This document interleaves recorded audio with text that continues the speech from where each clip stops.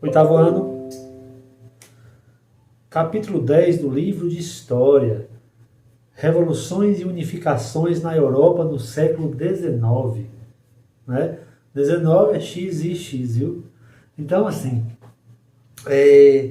a gente poderia mudar isso aqui para outro tema.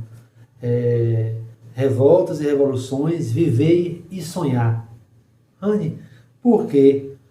Porque muita coisa vai começar a surgir na mente das pessoas a partir de agora. Vocês estão lembrados que eu falei para vocês que surgiram as fábricas, que as pessoas começaram a trabalhar nessas fábricas, que muita gente deixou a zona rural onde morava para ir para a fábrica procurar um trabalho? Estão lembrados disso? Foi lá no começo, nós falamos sobre isso. Dissemos que essas pessoas vieram para a cidade e tinha muito mais gente do que emprego, e que as pessoas passaram a ficar amontoadas nas portas das fábricas. Estão lembrados? Dissemos que as pessoas viviam numa situação de miséria muito grande, não podiam voltar para a zona rural porque tinham vendido as suas terras para os donos das fábricas, que pegou um monte de terrinha que produzia alimento, e agora uma grande terra que produzia algodão ou criava ovelhas para poder tirar lã, ou tirar a lã, né? Então, estão lembrados disso? Estão lembrados que eu falei naquela aula que houve um problema social, econômico e político?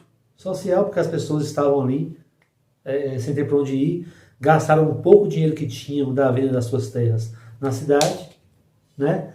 Político porque as cidades passaram a ter uma superpopulação e não havia como organizar isso, né? Essa sociedade agora doente, porque pessoas amontoadas, as doenças proliferavam com mais rapidez, com mais facilidade, ainda mais vivendo em condições subhumanas. Lembra que eu falei que nas fábricas as pessoas viviam, trabalhavam no regime de quase semi-escravidão? Elas, aqui no livro com vocês, no capítulo passado consta que elas ali trabalhavam 18, 19 horas por dia e ganhavam bem pouco.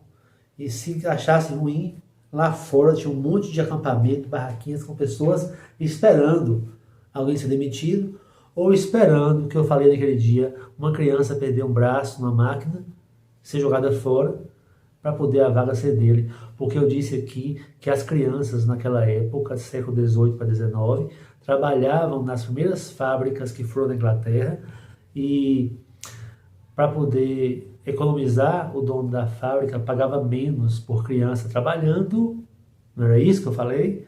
E os pais colocavam, e quando a criança perdia o braço, aquelas máquinas antigas, perdia o braço, era jogado para fora. A mulher gestante trabalhava até a hora do parto, depois que paria tinha que continuar trabalhando, se não continuasse perdia emprego. Não existia lei trabalhista, não existia a mulher receber em casa enquanto estava grávida, enquanto paria depois do parto.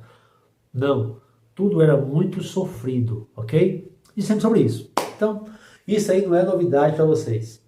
Mas o que é a novidade? Vamos falar aqui primeiro sobre nacionalismo e liberalismo. O liberalismo defende, aquelas ideias de Adam Smith, defendia que o comércio tinha que se autorregular, que o comércio tinha que se organizar e que a concorrência de uma empresa com outra faria a economia crescer, certo?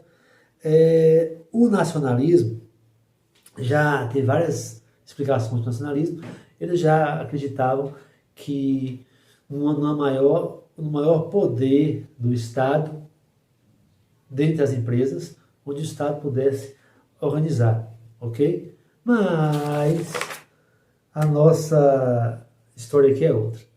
Então, antes de falar sobre nacionalismo e antes de falar sobre liberalismo, nós temos que falar sobre as ideias que surgiram. Existiu pessoas que sugeriram um mundo diferente, um mundo melhor. Né? Por exemplo, Saint-Simon. Saint-Simon disse o seguinte: a sociedade tem que ser planejada e controlada pelos produtores. O que é uma sociedade ser organizada e controlada pelos produtores? É a sociedade ser comandada por quem produz, por quem trabalha, por quem bota a mão na massa, por quem sofre, e não por aquele que ele dizia ser o verme que ficava sentado recebendo lucro, enquanto os mortos de fome trabalhavam para sustentar. Então, como assim, Rani? Ele até brincava, ele falava assim, Senhor, já pensou se um dia morressem todos os ricos milionários e os pobres assumissem as fábricas e dividissem o lucro entre eles? Não ia haver mais gente bem faminta. E não ia haver mais gente rica que não faz nada a não ser sugar o sangue das pessoas. Aí ele dizia, agora já pensou se falecessem todos os pobres? Os milionários não sabem nem como fazer o próprio café ou fritar um ovo, morreriam de fome, ele dizia. Então, a ideia dele era que as fábricas, as empresas, tivessem o seu dinheiro repartido em partes iguais entre todos, e todos seriam felizes. Então, o lucro de uma fábrica iria para os trabalhadores e esses teriam uma vida feliz. Beleza. Só que para isso acontecer, teriam que matar todos os ricos e não existiria revolução para isso. Ok? Então, ele foi chamado de socialista utópico. O que é utopia? Utopia é sonhar. Se eu disser para você que você é utópico, eu vou dizer que você é um sonhador. Entendeu? Então ele foi um utópico. Assim Karl Marx o chamou. Ok? Charles Fourier. Esse aí idealizou o falanstério. Falanstério? Sim. Uma cidade toda murada, certo? Onde lá dentro teria fábrica de tudo que você pode fabricar, plantações de tudo que você pode plantar. As pessoas trabalhariam 2 a 3 horas por dia e todos receberiam o mesmo salário. Do coveiro ao gari, ao médico, à pessoa do mercado, todos o mesmo salário, ok? E todos seriam iguais de acordo com a quantidade de horas trabalhadas. Não teria um cargo superior que ganharia mais por isso. Não. Mas para construir uma cidade dessa, era trilhões. E sendo trilhões, nenhum rico iria querer financiar uma cidade dessa para depois ficar pobre igual aos outros. Charles Fourier foi chamado então de utópico. O que é utópico? Sonhador. Né? Logo após veio Robert Owen. Robert Owen era um cara jovem que tinha a mente para frente e ele se casou com uma viúva muito rica. Essa mulher tinha 8 fábricas e ele assumiu essas fábricas e passou a controlá-las. E ele teve uma ideia extraordinária. Primeiro, as pessoas trabalhavam 18 horas por dia. Ele baixou para 8. As pessoas ganhavam 200 moedas. Ele aumentou para 400. Quer dizer, ele baixa a quantidade de horas e aumenta o salário. Todos ficaram felizes. Ele coloca dentro da fábrica creches, postos de saúde e escolas. As pessoas aprendiam a ler e escrever.